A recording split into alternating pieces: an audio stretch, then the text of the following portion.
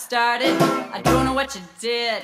Now I'm the gal that's chasing you up. Flip my lid. Come here, eager beaver, baby.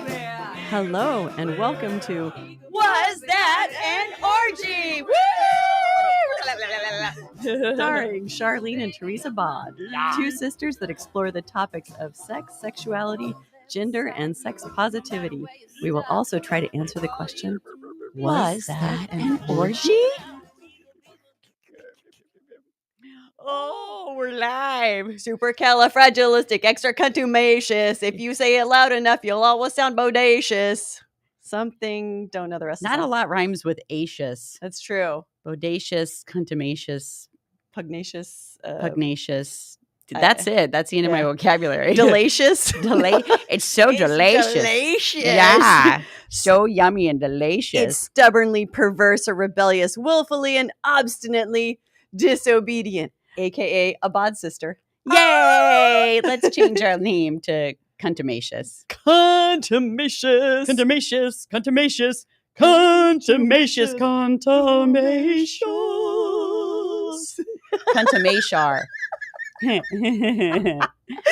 a new nickname for you, Contumashar. Contumashar. Yeah. If I can get anyone to call me that, that's great. I got my workout instructor to call me Shart the other day in the middle of class. I was so proud. Oh, that's so great. How'd you do that? I told him, whatever you do, don't call me Shart. And he was like, can I just call you Shart once? And I was like, please do. Please, just and once. that was it. That was it. He was like too happy to call me Shart. I like this trainer. I do too. He really, well, you saw what my heart rate was if you were on my Facebook. Dude, No. It was up to 166 max. It was pretty amazing. I don't even know what that means. Like, that's high? It's a lot. It's a lot. Okay. Yeah. Normally mine's around 60. So he really gets your blood pressure up. Huh? going. Oh, your heart rate. I was Your heart sweating on for rate. him. Yeah. She was moist. I was. Oh, it's so moist. Yeah.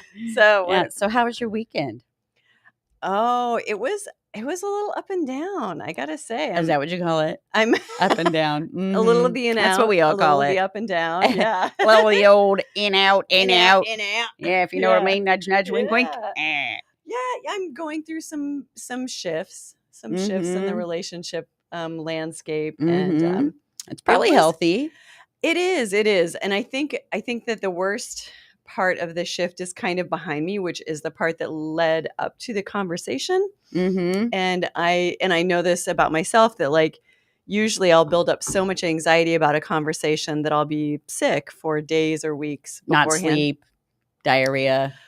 Nightmares about being, melted in a nuclear blast, things like that. Like Pleasant. someone died in my dreams, including myself, for about 6 days straight until I had this conversation. It's like my Yeah. body does not let me not talk about things. Yeah, if there is yeah. something bugging me, I have to take care of it, Yeah. or I'll just never sleep. Yeah. And one of the things too, I think that our negative bias brains do Yeah. is that we tend to expect the worst. We're trying to prepare for the worst. Yes. And sometimes one of my coping mechanisms is I even imagine it going well. Like What? That's a crazy idea. I know, like try to imagine it going well, because it's just Yeah. it's actually more likely that it goes well, or it rarely goes as bad as you fear it is. It will. I think my last big relationship that I'm still in the midst of divorce with, every conflict was so horrible that I really might have PTSD around just You've got normal confrontation. post traumatic relationship disorder, PTRD. I might be expecting people to just freaking flip out on me if I just express a need. And then punish her. Punish. You must be punished. You must be punished. That's funny. That sounds healthy. There's a song called The Punisher by the band Lucius. Mm-hmm. That was my favorite song for about 2 years. For that exact yeah, I can imagine. But this one went well. This one went really well. Yeah. What do you attribute that to?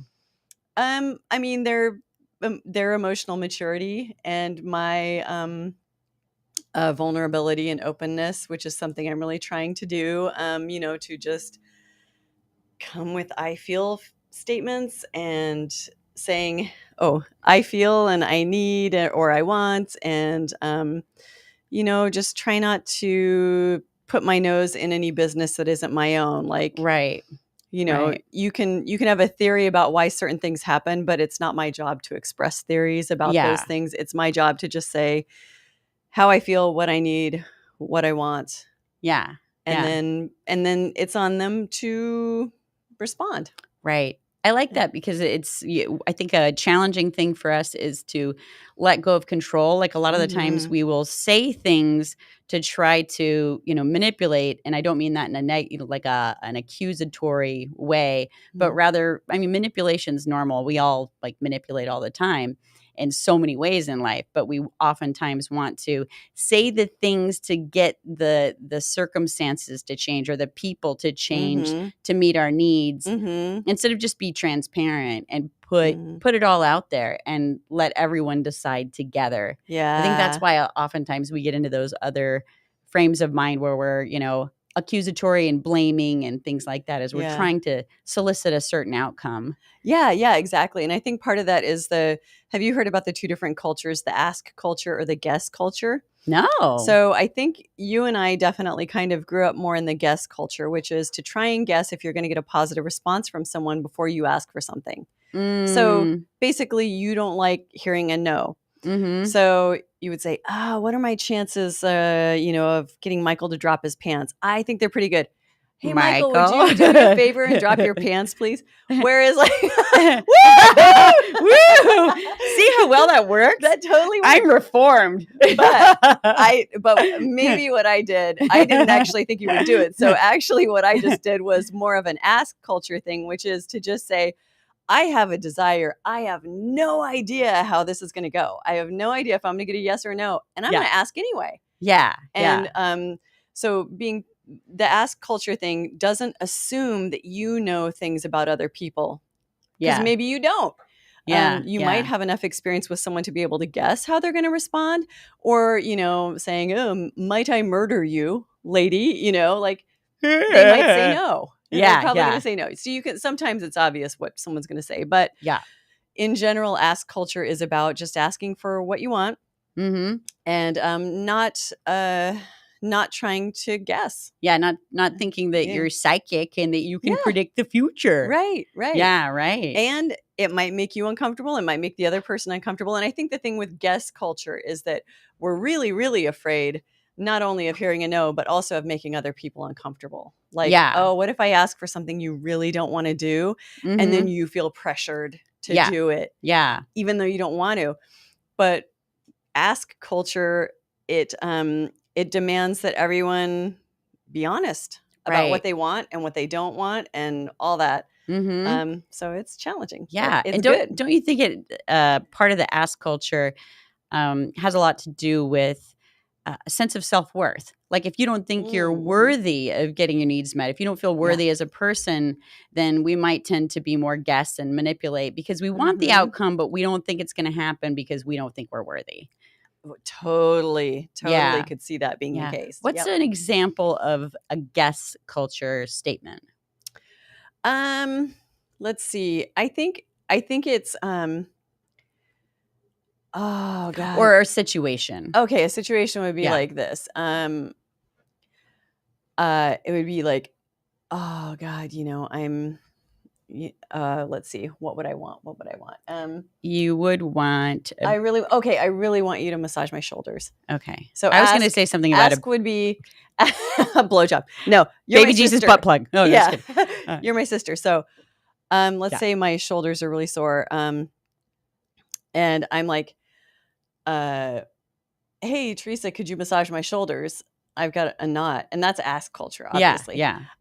Guess culture would be like, I hate it already. And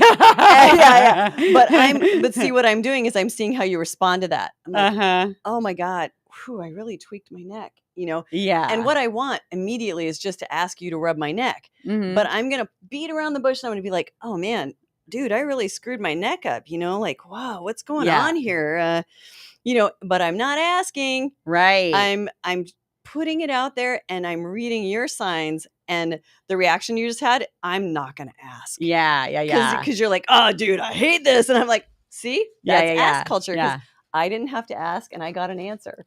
Right. Well, and even, if it wasn't prefaced like that, so let's imagine it wasn't prefaced. So I knew what you were doing because you Yeah. framed it like that. Now, if I didn't know what you were doing and I saw that, immediately I do tend to go to like, I'm a massage therapist and, and I assume that people want the magic in my hands. Yes. And so when they're doing that, part of it too is, well, I just tend to start to get triggered with that sense of responsibility. Like I know what to do and I know how to make them feel better. Yeah. But when they over exaggerate, that. Yeah. Ugh, my last landlord did that a lot. It drove me nuts. No. Every time I paid rent for my office, he would just be like, "Ooh, God, my neck's been killing me," and I would just be like straining eye ligaments, rolling my eyes, like, "Oh God." You're like, "Here, let me massage you."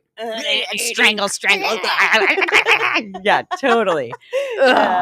So glad not to be dealing with that. Oh my God, no kidding. Yeah. So that's ask and guess. And, obviously I've made it clear I like being asked rather than guessed at. And I'm trying to train myself to do more asking rather than guessing. And I think it's healthy. Do you think part of guest culture too is complaining?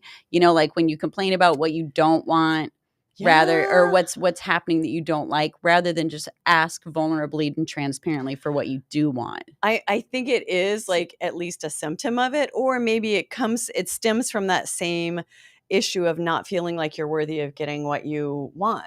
And just asking for it. And because you're assuming you're making all kinds of assumptions. Who knows what those assumptions are, but instead of just going like, wow, the solution to my problem is right in front of me and all I have to do is ask. Right. And then and have a conversation about it. Yeah. And there's something I really like about that ask culture thing is that it's not as selfish, when we're just trying to get what we want without being transparent. When you're being transparent, you're giving other people around you the information they need to make decisions that are right for them. Totally. And when we're not doing that, we're typically being more manipulative to try to get the outcome we want. And that's not as fair. That's not as, you're right. Loving. And so I like this. Getting no's in the world, I think, is something that is coming to my mind more about things I want to put myself into positions where I get more no's because we're so afraid of getting a no. Our egos hate it, because it ties into that like, oh, it's because I'm not worthy. If you have that narrative, but if you're coming from a more healed, whole place, then you can handle a no because you know not to take it personally. Totally. Or you can take it personally and you'll survive. It's okay. Like I got in my early 20s, I started asking people on dates because here in the magical Pacific Northwest, people are very passive. Yeah. And so I hardly ever got asked out. And I'm like, dude, I'm in the prime of my life and I'm never getting asked on dates. So I started asking other people out and it was really empowering. I didn't receive a no for a really long time. Eventually, I did receive some no's and rejections and stuff like that. And it was great because you find out how resilient you are. Right. You're like, whoa, I just bounced right back. Like, oh yeah, my wiener kind of hurt for a day. And then I was okay. Yeah. So, well, and I like to reframe it in my own head as I prepare for no's, putting myself out there more, is that it's not a rejection unless you agree with them. It's just really information. Totally. They're letting you know something that you don't know, which is like, oh, this couldn't work between us for whatever reason. And sometimes you don't know why they're giving you a no. Like, totally. I heard an example the other day of like someone who went to, I don't know, it was like, Princeton or something like that. And there was a big like white tie, whatever, a tie affair. And so this lady decided to try to put herself out there. And she asked who she thought was the cutest guy in the school that was single, if he would be her date and go to this event. And he said, oh, let me think about it. And then he got back to her the next day and said, I just can't do it. And she took it as a rejection. She took it like, it bought into her narrative that like, there's something about me that he doesn't like. And then she ran into him like maybe, I don't know, 10 years later somewhere in public. And he said hi, reintroduced himself. And he said, I just got to talk to you about that time you invited me to that event. I wish I had told you that the reason I said no was that I didn't have a suit.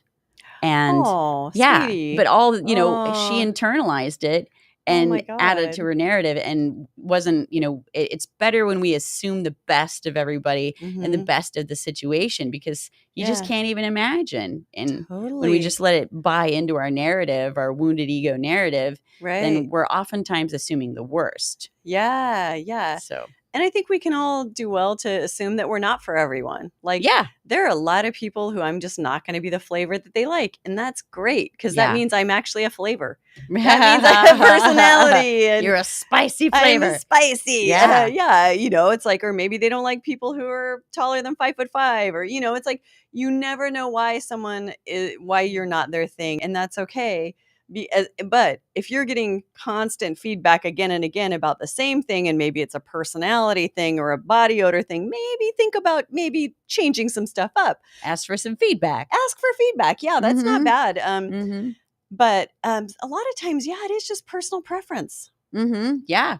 Or it could be something that has nothing to do with whatever you're suspecting in your personal narrative. Right. It can be like, sometimes with me, it's just even political things, like if someone's talking to me and, I don't want to get into a political debate, but I find out their politics are revolting to me, for instance, which has happened. For example. Yeah. Revolting. Barf. Yeah, totally. It's not personal to their personality. Well, the one person I'm thinking of, it totally was, but but yeah, it sometimes it can just be those subtle things. Yeah. Like, I got fetishes that you can't fill. Sorry. Yeah. Like maybe my fetish is spankings and someone with no arms asked me out. And I'm like, I don't think this is going to work. Totally. It's a horrible example. I guess you could spank with your feet, but. You totally could. Freshly washed feet. Smack. Yeah. If it was a girl, slap you with your titties. I need a titty spanking. Yeah, exactly. Oh my God. So I've been doing a lot of introspection lately, obviously. And the other thing that I thought about that I've been kind of kicking around in my head, because I have noticed saying I love you is it's kind of a big deal, right? Yeah. It's kind of a big deal for all of us. And like, except me, actually. And I think it's not really. I tell everybody I love them. Michael, do I tell you I love you? See? Oh, you're just a love bug, you little. I'm a love bug. You little Dickens. I am talking romantic love here. Yeah, well, I think I tell most people I love them before we get romantic. But that's just because I'm a prude. That just like takes all the pressure off of you. Exactly. You're like, oh, dude, I told you I loved you already. Yeah, from day one. Love you. Yeah. Love you, mean it. Yeah. But in polyamory, I think that can be an interesting threshold to cross, because you don't have an escalator. Right. So goodbye escalator, or, we like to think there's no escalator. There can be like mini escalators that maybe go up a floor or two or something like that. But let's say I'm solo poly, and I've noticed that like love is an interesting discussion, because sometimes when you tell someone that you love them, I think there are assumptions that you are going to want additional things because of the love. An implied expectation. Yes, exactly. So I am going to require extra attention, or I'm going to require extra time, or I'm going to you're mine. Yeah. Right. And it's interesting because that I've really taken those things and separated them. So this is how I feel, and this is what I want. And those are two different things. So it's like the expectations fall into the what I want camp. Those could come with or without love, with or without anything. And the feelings can come with or without expectations. Right. So I think this is something that I've been having a fun kind of time kicking around in my head lately. It's just like, okay, well, how do you kind of decouple those things? Because in a mononormative society, those two things are often very tied together. Like feelings and expectations. It's like, oh, I love you, we should move in. Yeah. I love you, we should get a dog together. I love you want to have kids. I love you, you want, Yeah, and that happens with sex a lot too. Yeah. We've had sex, now there's this expectation that you get on the escalator and have increased intimacy, and that leads it to domesticity, mutual, domesticity, and then death. Essentially. Kids, a dog, a kid's death. Long happy life. death. Yeah, exactly. And then you die. That's all it's all going to. Everybody, don't fool yourselves. No.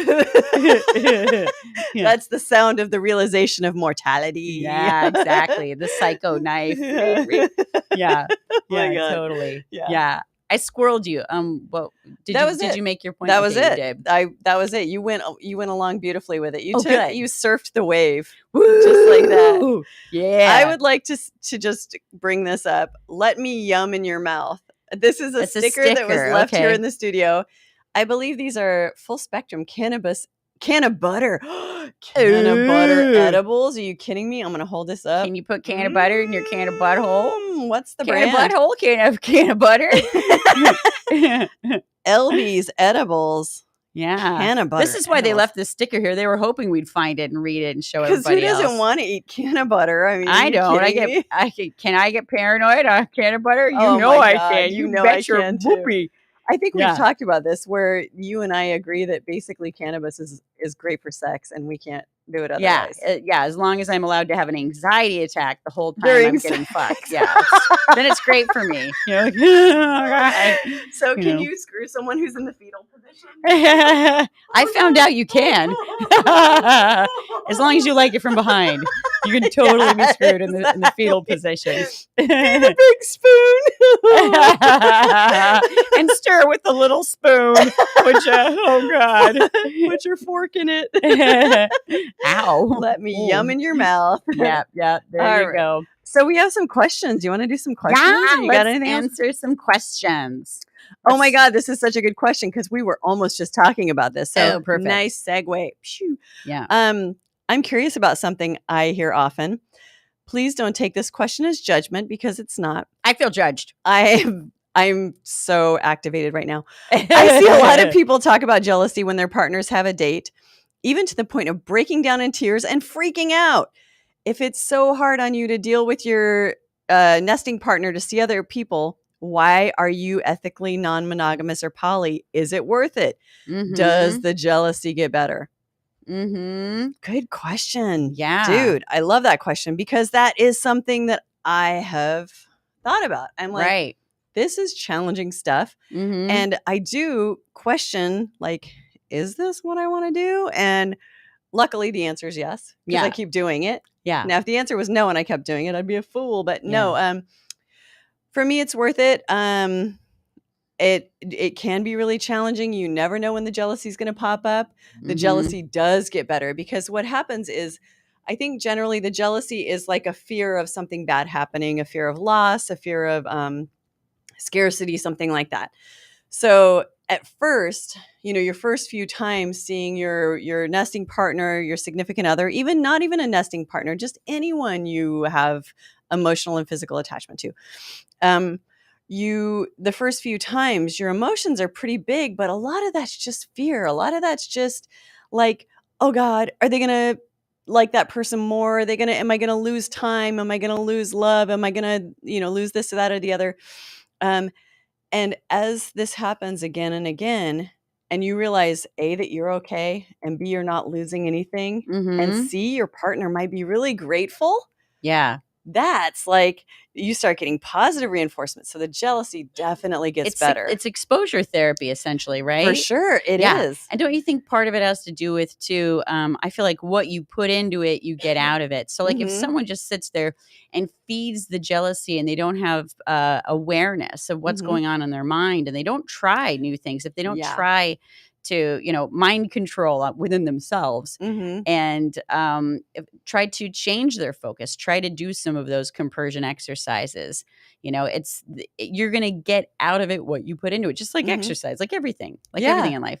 So yeah, I think that, and if someone's not able to do that, or they don't care to do that, then it does sound like masochistic self-torture, and maybe Yeah. mutual torture, actually. Totally. Yeah. Like, if you're, and it's not fair to the other person too, to sign up for something and say you're going to do the work and then Mhm. not do the work. I mean, I think Yeah. that's an important part of the conversation that needs to be Mhm. ongoing, is your experience with it. And that's the part, Yeah. I think we touched on this even last week, about how that can be an important defining element that increases the trust and the rapport in your primary relationship, is if you're being vulnerable and using those I statements. It is work.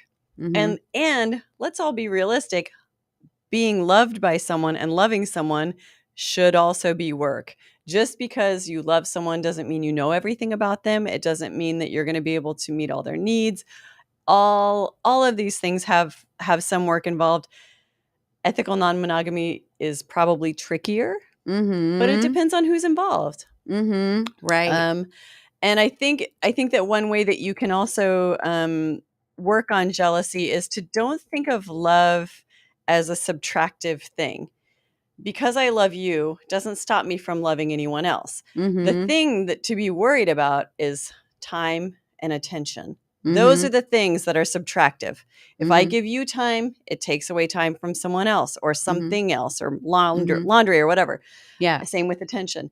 But love is not subtractive, or at least Right. that's not how it feels in my body. It Yeah. feels like, God, I could have had 14 children, loved them all like crazy. Now I wouldn't have time to raise them all. That would be the problem. Yeah. I wouldn't have time, I wouldn't have attention for all of them, and that would suck for them. But you can love with absolute abundance. It's just you have to make sure that you're managing your time and attention Right. well. Well, you know, to be a devil's advocate to that theory of what did you call it? Subtractivity, subtraction. Subtractive. And I don't Subtractive even know if that's like really a thing. I just kind of brought that up because that's like Yeah. It's a sculpture, good or theory. something like There's that. a book in your future. Oh my God, subtractive yeah. love theory. But like what I was thinking is Love is an additive process. Yes, exactly. It's expansive. But for just to play a devil's advocate to people who think that way about, well, there's going to be less for me. When we think about, again, some of the old side effects of monogamy that end up suffocating the love out of the relationship is being overly dependent on each other, like not going out and infusing yourself with other relationships, expanding your support network, breathing. It can oxygenate your relationship. So maybe people that have that subtractive sort of like fear-based way of thinking can even think of it as like, well, maybe what you're doing is you're actually subtracting the shitty time you spend with each other, the suffocative time, and the lack of love, I mean, how often do people get into monogamous relationships, or just relationships, I should say, and end up just kind of becoming just feeling bored, resentful, imprisoned, and so maybe it's taken away some of the shitty parts. Totally. Or like if one person wants to sit and watch Netflix for 3 hours while the other one really wants to go out on a date, like, great. Can we consider that a win-win? Like nobody lost there. You both got what you wanted. Right. It's difficult and complicated, and you both got what you wanted. Right. I think that there's a lot of like self-love that comes up for me in this because self-love, there's so much self-love in choosing your thoughts. And so one person can sit at home and, turn on Netflix while their lover goes out and has a lover. And you can just sit there and let your mind run with its negativity bias and fear-based scenarios. Or you can intentionally choose to do something nurturing for yourself, journal, call a friend, get support. Redirect your thoughts over and over again. Nope, not going to think about that. Nope, not running a fear scenario.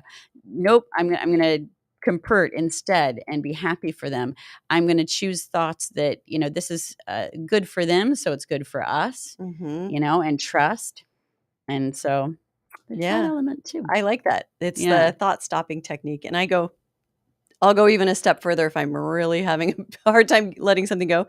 Wear a rubber band around my wrist. Negative thought, snap. That's a negative thought of, I could say, oh, that's a distorted thought, or, oh, that's negative fortune telling, or, oh, that's magnification, or whatever. That's all kind of from the Feeling Good Handbook sort of stuff. Cognitive behavioral therapy. So you snap and then you go, stop. That's a distorted thought. And then you say, the reality of the situation is that my partner's not having a good time and that they'll probably come back and be so grateful. Yeah. And I really didn't want to go out tonight because I really want to stay and watch Magnum PI. Yeah. Is the snapping to bring you back into your body? It is. Okay. because you can in your head yell, stop it, stop Yeah. it, stop it, stop it. And your brain will keep kind of going over that. Like it'll step over the top. But if you do something that's like kind of jarring, it does. Right. It brings you back. Yeah, I think I even heard something about, being a profuse nail biter and, having friends that have trichotillomania and stuff like that. Mhm. I think that there actually is a slight endorphin response you get from a little bit of pain. Yeah, for sure. So, Mhm.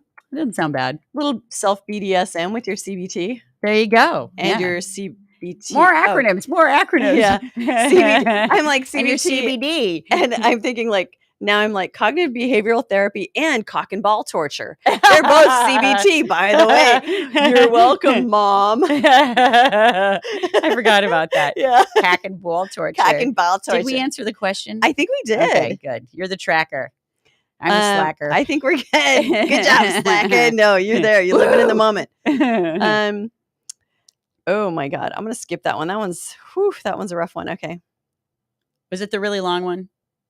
Yeah. Yeah. I thought there was good touch points in it that kind of, had something to do with what we're talking about even.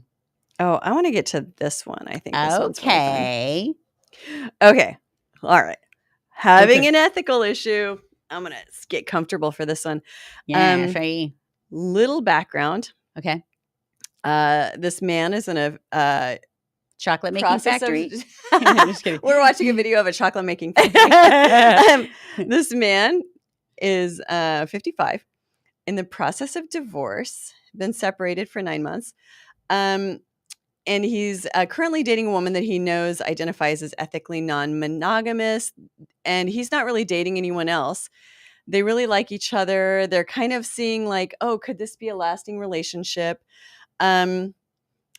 She keeps telling him that, she's really having feelings for him. And he's feeling like they're kind of monogamous right now by default. And this is something that came up a lot in COVID. I think for a lot of people, it was kind of like ding, ding, ding. Yeah, totally. It was like, oh, you went forced to monogamy. Let's say, you have like 3 or 4 people you're dating. You're at their house. COVID breaks out, and you're like, oh God, I'm stuck with you for how long? No, I'm kidding. Yeah. So like a total crapshoot there. But anyway, okay. So his ethical dilemma is he does not want to stay monogamous at all. Mm-hmm. He gets the feeling that she might want to be monogamous. And he's like, and basically he's saying, I'm going to just nutshell this because he's nutsack it. Quite long-winded. We love you, but you're long-winded. And we love you, and you're long-winded.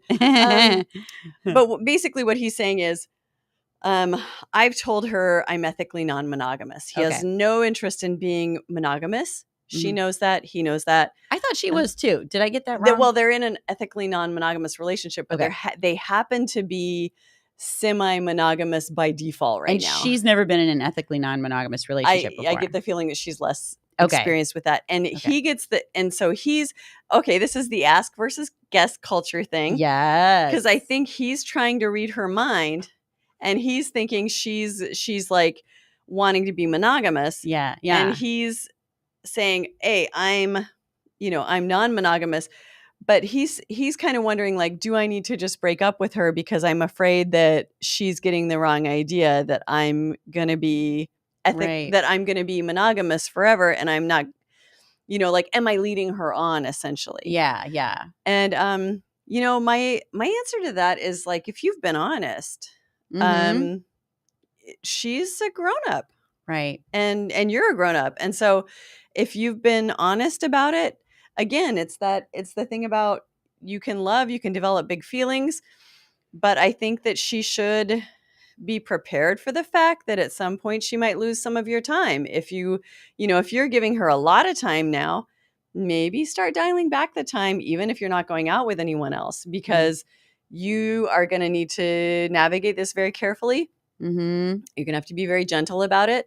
and not kind of go like, oh, well, I told you I was non-monogamous. I Yeah. just turned into Keanu Reeves. Did you notice Yeah, that? That you was really totally good. I did. totally Yeah. talked to Count Dracula like a gentleman. Great. Okay. Oh, Well, I just want to jump in there real quick though and say that I think that exactly what he wrote, but don't read that yet. okay. Exactly what he wrote. Is that going to stay up there? Okay, leave it up. Okay, yeah, leave it up. Exactly what he wrote is, I think, the perfect thing to say to her. Yeah. And I heard a therapist once talk about the importance of taking frequent temperature readings in a relationship, like basically great. check-ins where Yeah. on, especially if it's a newer relationship, but it's great in any relationship to check in about like, how are you feeling? How are things going in the evolution of our relationship for you? Are you having feelings come up? How are you dealing with the fact that we're doing that I'm whatever, I'm only open to a non-monogamous relationship right now. Or is that bringing anything up for you? And just asking her, because again, he might just be like fortune telling. And she might be like, I'm actually really loving it. Yeah, I can't wait to go out and like date someone else too. Yeah. You never know. Yeah, for real. That's kind of what I think too. Yeah. Is I think maybe he's reading some things into what she's saying, what she's doing, and yeah, just have that conversation. Don't be afraid of having the conversation. And if she tells you, no, it's cool, we're ethically non-monogamous, and I expect you and myself to move forward and see other people, trust her. Yeah. Yeah. And if she's lying to you, shame on her. Yeah. That becomes her problem at that point. And sadly, sometimes this is just how we discover who we are and what we're available for is by trying things on. And sometimes it's a no. Yeah. Like you find out by doing the experiment. And it sucks to lose. It sucks to not have control, especially when you like the person enough and you really want them to be open to what you're open to. But we just don't have control over that. Yeah, we don't just get to punch a bunch of buttons on a vending machine and get the perfect partner to come out. And we don't get to change people and turn them into the perfect partner. It's like, oh, sorry, we're all flawed humans. We all have to accept each other for who we are. Yeah. So inconvenient, Teresa. I agree. How could you be so inconvenient? Yeah. Where's my Burt Reynolds blow up doll? He's the perfect man. I can project on him whatever I want. Actually, his penis could be a little bit bigger. Yeah, there's no penis. Yeah, he has nothing. No big penis. I mean, I would take a cloaca. I mean, for God's sake. The dude's got nothing. Right? Smooth. Right? Okay. So we have a question. What is your general view on whether or not relationships work when one person is non-monogamous? Oh, so I do know some people on both sides who have what they call a don't ask, don't tell policy. It's very interesting. Basically, there and actually, so there can be open relationships where one partner really acts on, seeking out sex or romance or both elsewhere. And then the other partner is just really, like, no, I'd rather do this, do that, do the other, go skiing, whatever. Yeah. Whatever their hobby is. Yeah. And that can be wonderful. And, I think a lot of it's just about like really being super open about it. It's ethical non-monogamy. And ethical means you give the person the amount of disclosure that they need to be comfortable. And that might be that they don't want to know anything. And that's don't ask, don't tell. Yeah. And there are many couples that work that way. And then there can be ones who really like full disclosure. And it can work that way as well. I think as long as everyone's being really honest about how they feel about that arrangement, I think it's great because sometimes like you can get one person who has a really high sex drive and the other person has a very low sex drive. And like they can spend all their time being frustrated about not being able to meet in the middle. Or we can say, hey, you high sex drive, can you go get laid elsewhere? Like, go have fun. Yeah. I don't want to. I'm okay. And I'm happy about that. And they still have this great relationship and they can still have all the partnership. But that one area where they don't meet, it's kind of like, just to really simplify it, imagine one person loves camping, the other one hates it. You'd be like, sweetie, go camping with your friends. I do not want to go out and get dirty. Yeah. It's, Right. I mean, yes, Right. it's more complicated than that, but Yeah. you can sort of frame it that way. Yeah, I think that's one of the glorious and horrifying things about going like beyond monogamous, is that you can do it however you want. And Yeah. so that's the glory. And then the horror is that you have to figure it out and you have to do Yeah. all the communicating and the Yeah. opening up. And again, I mean, there's so much beauty and bonding and trust and rapport building to be had in that. Yeah. So, and for me, it just comes down to if it works for them. Like in that book, Polysecure, Mhm. they were talking about different relationship structures where Yeah. some people just found themselves, they got into the marriage because they really wanted kids and the security of the house and the husband and this and that.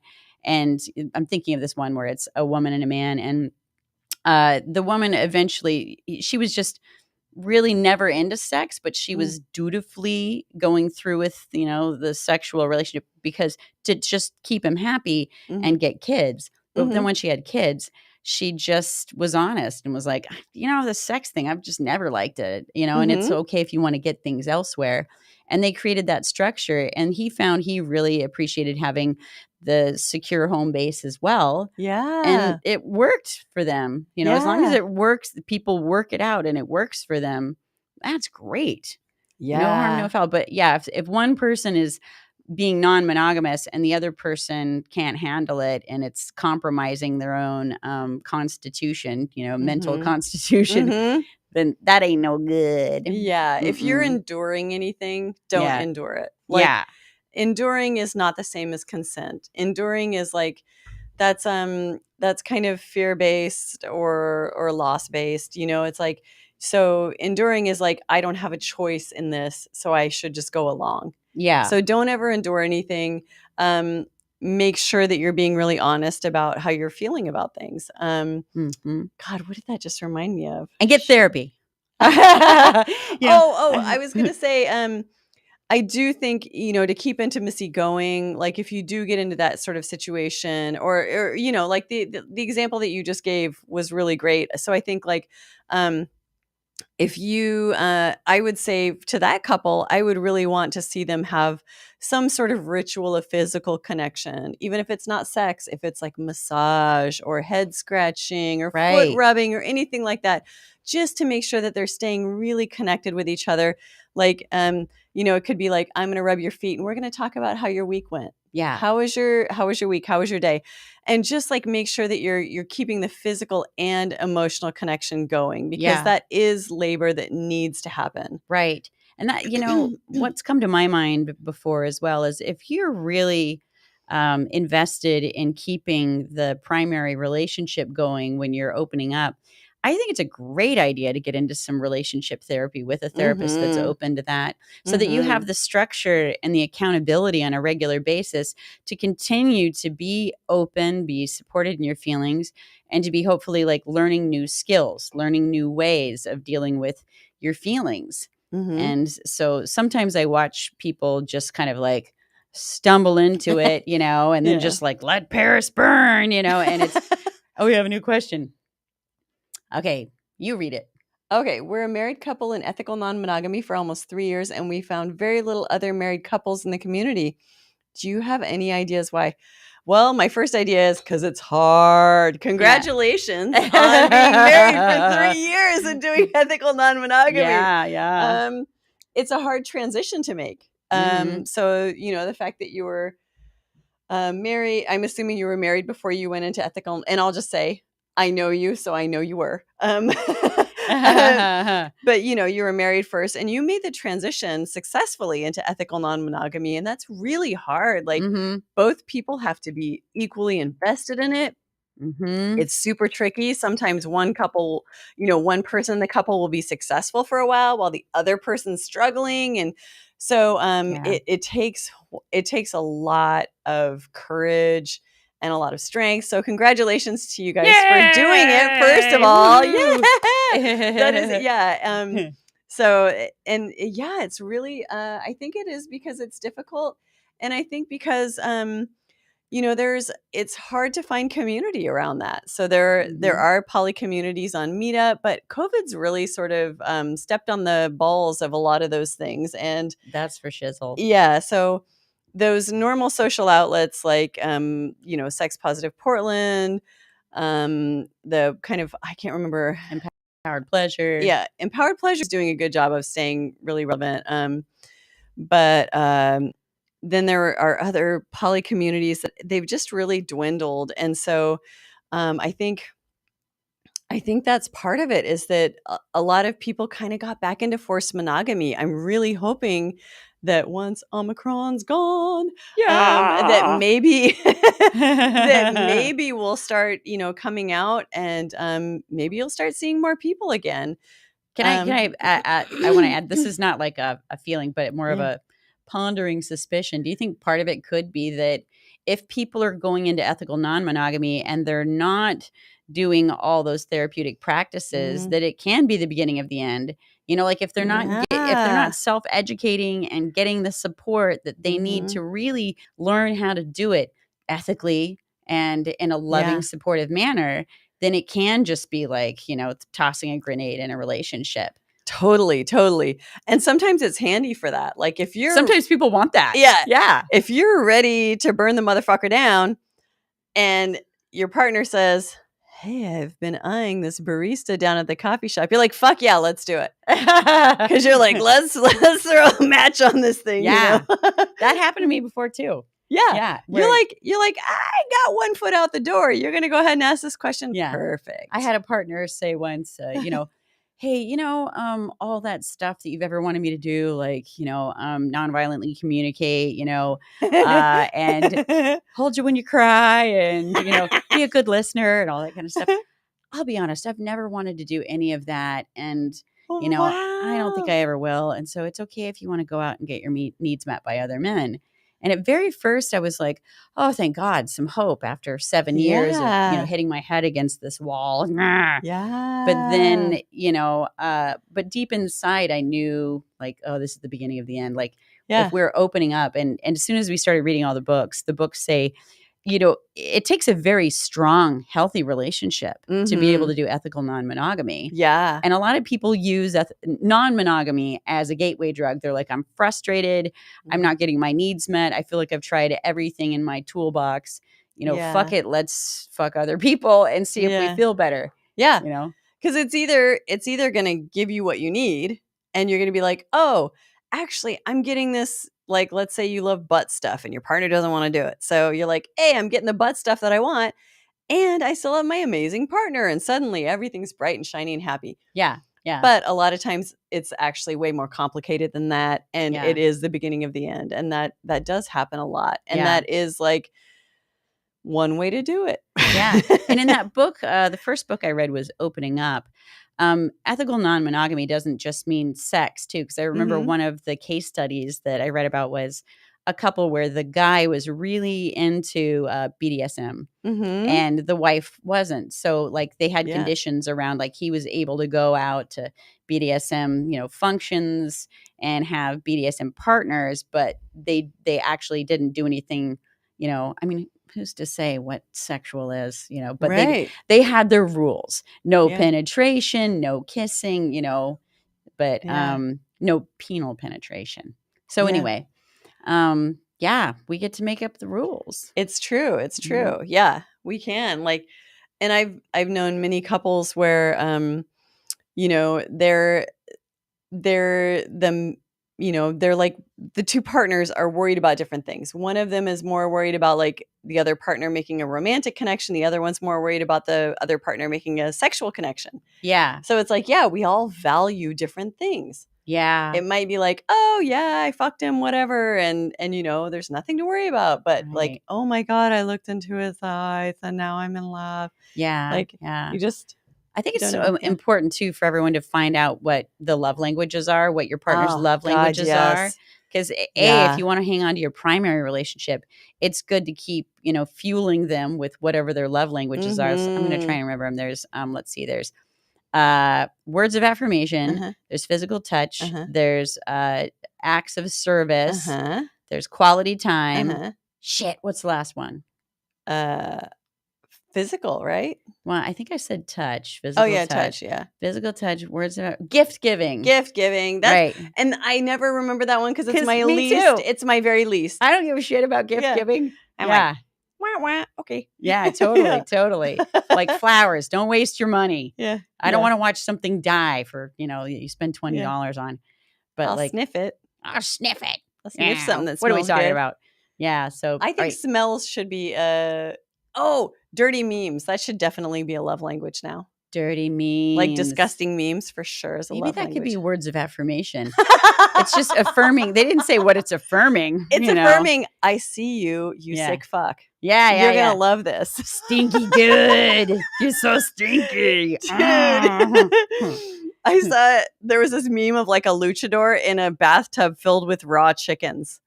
And I was like, Dead chickens? Yeah. Raw, skinless raw, chickens. skinless, Okay. headless chickens. And that just made me so happy. Really? Yeah. You have a It weird was just so funny. food fetish? Or No, some kind it of- was just so funny. Like I was just like, it's random humor. Gotcha. Random It's just humor. random humor. It's just Yeah. maybe random humor is a love language. I Yeah, don't know. yeah, I saw it. I yeah. felt love. I believe it. I like the I- absurd. Totally. Yeah. Next question. Absurdity, love language. Okay. Yeah. Yeah, Next Shay. question. Oh, no. We have 10 minutes. Wow. Time flies when you're It does. just This is jacking so your jaw with your fun. I sister. have so much fun. Holy shit, skadoodles. La la la la. La la la La la. la la la. All right. Are there any specific books on relationship communication? Doesn't matter if Yes. it's E&M that might help me understand my partner's wishy-washy communication style. Teresa, I think this question was written for you. Yeah. I mean, I'm always a big fan of nonviolent communication. And the great Uh-huh. thing is, there's so many videos on YouTube about it Mm. that I find that even though like I junk on relationship books, communication, psychology, all that kind of stuff, every time I recommend a book to anybody, they don't like, I'll ask them later, like, did you get the book? No. So I've just started telling people like, look up the author and just watch a condensed video, but Mhm. nonviolent communication. But then also there's a great book that's called, there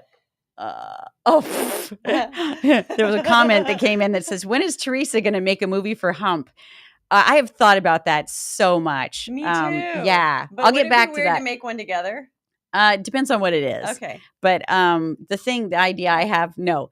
But the other, I just wanted to throw the other book out there before I Yeah. forgot. Yeah. I Don't. just keep rubbing this yoni hole in the table. I've been looking at it too. Yeah, I know. swear to you. Strokey. I know it's a Mm. deep hole. But the other book a is total called verge. Communication Miracles for Couples. And write that down, everybody. Communication Miracles for For Couples. couples. Yeah. Okay. It's a really good book. And just like a lot of these books, there's a lot of like exercises and acronyms for, how to go about communication. And it's a pretty lofty ideal. But I definitely found that when I was in a relationship that was kind of going south because of communication issues. Oh, imagine that. What? That never happens. I know. So I started actually practicing the stuff with the ex-boyfriend by myself. And I noticed that it started limiting the misunderstandings and decreasing the amount of arguments that we got in. And it's better when it's a two-way street. But even if you're just educating yourself and following these guidelines, it can't hurt. Yeah. Knock on wood. Knock on wood and yoni right there. Knock on the wooden yoni. Yeah. Tap, I'm tap, tapping her. So those are probably two of my Yeah. favorites. I'll go with that because I have not read as much about it as you. Well- So I think you've done the Lord's work on The reading about Lord's this. work. The other thing that comes to mind too is if they're seeming wishy-washy, asking for clarity. Mhm. Like just slow down and say Yeah. like, so are you saying? And Yeah. then ask for that clarification. So what I Mhm. hear you saying is, and then say, do I have that right? And Yes. and then if they say not quite, then let them, fix it, make it Mhm. more clear to you, and then say it back again. So if I hear you correctly, you're saying da da da. Now Mhm. is that right? Yeah. And make sure that you keep doing that until you're clear. Yeah. And the great thing is if they are even intentionally being wishy-washy, that's a wonderful self-loving thing to do. It's very Mhm. empowering to yourself to make sure that you're understanding them. Yeah. And I definitely do that a lot. Anytime there's been an intense conversation, Mm-hmm. I tend to follow up and say, okay, just because I was a little bit flooded, I just want to, send you a recap of what I heard and make sure that I hit all the broad strokes here. Yeah. Let me know if you think this is on. And I'll basically send it like a bulleted list because that's kind of how my brain works. I'm like bullet point, bullet point, bullet point, Yeah. send it back to That's them. great. And then they can say yes, no, maybe, and clarify if they want. Yeah. And I think for me, because knowing when I'm flooded, I'm not receiving information accurately most of the time. And that's pretty normal for humans. That just sort of like following up with a recap and just saying like, do I got this? I think that's really helpful. Absolutely. Because wishy-washy, that's just like, it sounds like a breeding ground for misunderstanding and frustration. And again, a lack of connection. Yeah. Yep. Totally. Lack of connection. That's All right. Last question, right? All right. So, okay, this person it's a really long one, so I'm really going to paraphrase it. Okay. They have a partner who's really perfect in person, but messy at a distance. So what I am thinking is their follow-up is not great. They're not great at like sending text saying, hey, babe, thinking about you, that kind of thing. How do you deal with that? How do you deal with the inconsistency in how someone shows up, essentially? Yeah. Okay. And I would say I have experience with this. And I think what I really did was I sat back and observed how they are in person. And I was like, dude, this person lives in the moment 100%. And so they're not checking their phone. They're not whatever, they're not distracted. They're like on me or they're on what we're doing or whatever. Right. And so you have to assume that when they're not with you, they are that focused and engaged in whatever else they're doing. I so relate to This this. person, I know. Yeah. I totally think of you. And this is, Yeah. and actually having you as my sister helped me understand this person.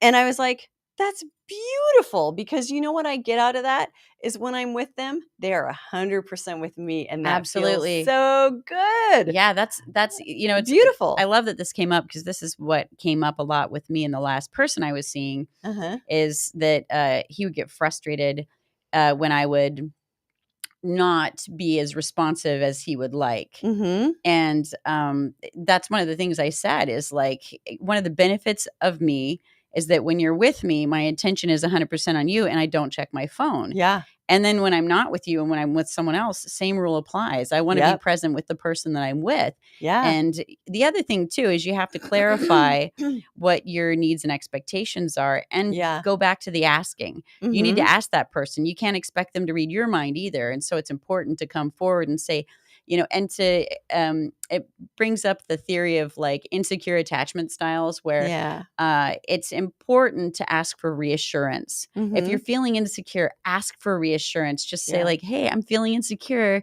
I love some reassurance. You still feeling me? Is this still like good? Yeah. And even if you can go so far as to ask for an occasional reassurance text, like be specific, give them an opportunity to win with you and meet your needs, but they first have to know your needs, and then, and be okay with a no too. Yeah. You might be getting all they're capable of, when it came down to like me and the other person who I wasn't satisfying, I really didn't want to have to feel responsible for this person when I wasn't with them. I wanted more space. That's what I still want in my life right now.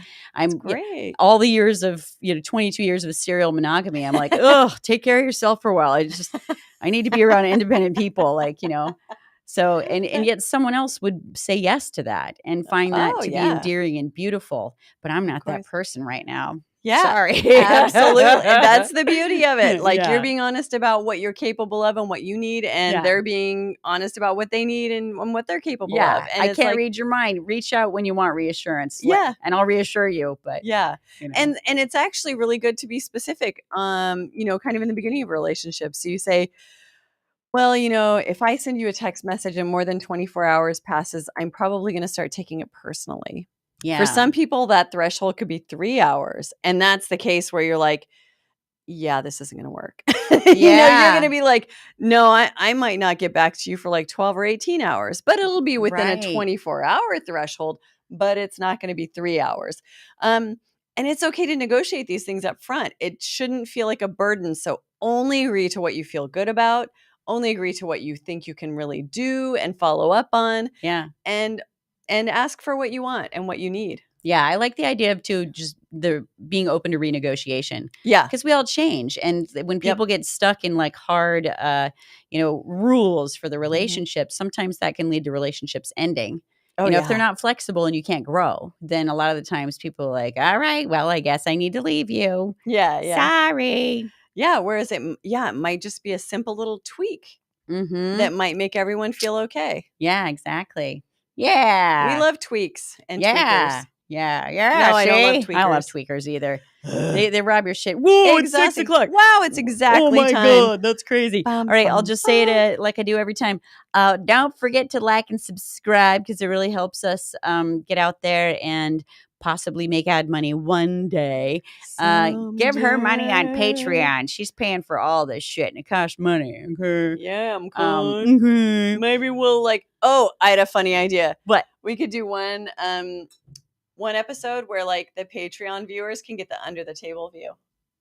Oh, that's a great idea, actually. Yeah, we'll just have like a live streaming camera under the table that goes to Patreon. And we're like scratch. Yeah. And you'll never know what we'll be wearing. I might have my under the table. Oh yeah, he's gonna play my video. Are you playing it? This is a song my friend wrote for Dick Van Dyke. It's his anniversary, so we'll leave you with this. Yes. Oh, that's me in the white wig, Phyllis Didler. Yeah, we were hammered. When it really comes down to stoking our fires, it's a mutual thing, and there ain't no doubt. We like dick